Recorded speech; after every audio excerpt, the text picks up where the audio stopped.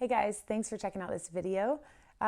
This is going to be on a topic that I get asked about a lot as a Reiki Master, as a yoga teacher, and that is specifically for empaths or highly sensitive people. So whether or not you necessarily identify with those terms, it's really just anybody who is very sensitive to other people's energy. And that can really create some confusion when it comes to relationships, boundaries, knowing whether you're feeling your own stuff or you're picking up on other people's. So I want to go into that just a little bit today. So first off, with empathic abilities, it is, as much as it can feel like a curse sometimes, it really is a blessing. You are able to do so much with that gift when harnessed correctly, and most importantly, when you're taking care of yourself.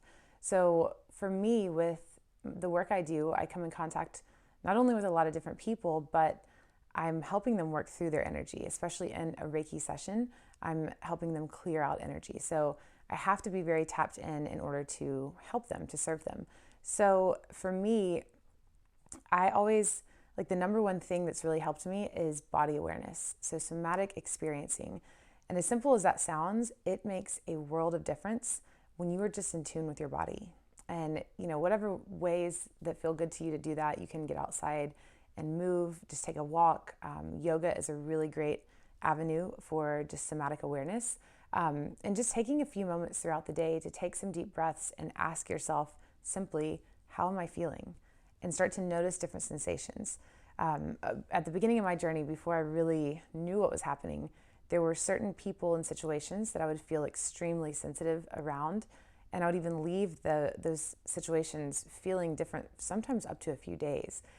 Like a heavier energy, or just feel really sad or anxious, and it not really be able to, I couldn't really associate it with something going on in my life.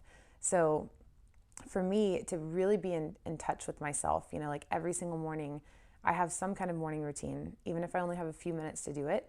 I really sit there and think about how I feel, like how I feel leaving my home or before I even interact with people. Taking some deep breaths, grounding myself into my body, so it kind of takes that monkey mind brain down back into the body. It puts you more in tune with your breath. So that's the first step. Second is start to notice when you feel off or overwhelmed. See if there's a pattern there. See if there is a certain situation or relationship that causes those feelings. And journaling is a really great tool to keep track of that. You could even keep it on your phone as a little notes list. I've done that before. It's like, okay, this, and it's not to say anything like is wrong with that person if they're causing some kind of feeling, but you might just be a lot more connected with them energetically, and they're probably very unaware of what they're actually kind of giving to you, or what you're experiencing from that dynamic. So just taking note of it would be the second step. Notice how that feels in your body and start to associate it with something like a color or a shape or even a place in your body. For me, I get a feeling more in my gut area, sometimes in my heart space, but it's rarely other places in my body. I either feel like this really glowing, happy sensation when it's more of a high vibrational interaction, or I feel really inspired by someone or something. But when I'm feeling other people's energy that's heavy, maybe some undealt with stuff that they have going on, or if they're just, in a bad mood for whatever, I usually feel that more in my stomach area. So just being conscious of that is enough to really help you move that energy as well. Third, give yourself a boundary. This is where it gets really tricky. It can be hard, especially if these are loved ones, family members, people you want to spend time with. It's not that you have to exile them out of your life by any means, but you do need to set some boundaries for yourself. So I can give an example of one of the dynamics, a relationship in my life with a good friend that for a while was just kind of making me feel drained. And it didn't really make sense to me because I loved being around this person. I always missed when they weren't there. We spent a lot of time together. But I started noticing as they were dealing with some stuff beyond even my knowledge, I could tell this shift in them. I started feeling that in myself for hours, if not days, after I spent time with them. So for me, it was, finding that boundary of where am I and how am I feeling before I go into that interaction. Like, instead of just unconsciously kind of agreeing, like, let's go grab a drink or let's hang out. If I wasn't feeling real, great or grounded myself, I could just tell that was like causing me to be a little bit too open, and it was almost like their energy would kind of compound on mine. However, if I was in a really good place, felt very grounded that day, felt happy, I would check in first. Do I feel like this is going to be a positive interaction? Can I go ahead and manifest that and visualize that? What does that feel like in my gut, in my intuition? Do I feel like this is a good idea, or do I not feel like this is a good idea? And set that boundary. This is the hard part, is, saying no, especially as an empath, because, you probably are a people pleaser and you not only want to say yes, but you also don't want to upset them or disappoint them. And you can feel their feelings so much that you feel that disappointment or hurt feelings or whatever if you do say no. But you have to set healthy and clear boundaries.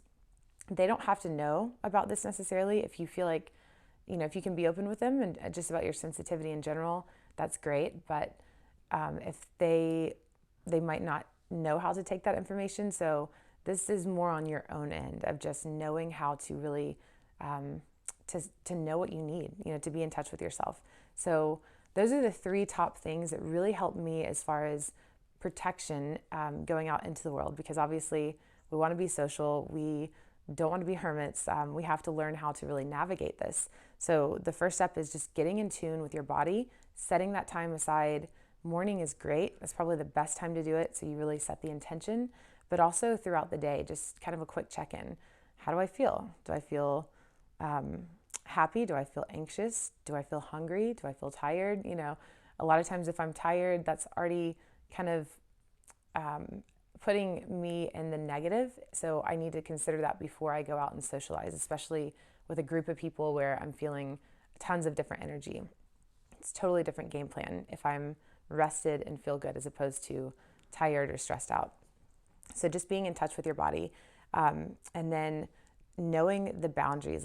First off, tracking when you're experiencing this heaviness or whatever it is that's kind of just weighing you down. Experience when and why that is. Note it. Just keep an eye on that. Keep tracking it. And then third, just setting the clear boundary in those situations, and then getting really clear, asking yourself. This is a great journaling exercise. Asking yourself, what makes me feel really alive? Who are the people in my life that make me feel good? What are the activities that make me feel good? What are the types of food that make me feel good? What kind of sleep schedule do I feel best on? And that's another one. We can't always control that, but if you know that you are an early bed person, you like to get up early in the morning, then it might not be a great idea to go out 3 nights in a row and completely deplete yourself.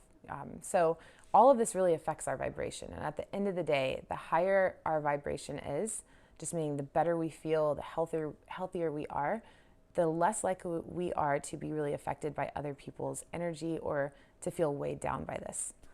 So I hope that helped give some clarity on just the empath dynamic. And as always, if you like this video, please give it a thumbs up, subscribe to the channel for more content like this, and drop a comment if you have any questions. I love to get questions because that really gives me the opportunity to provide more content for you.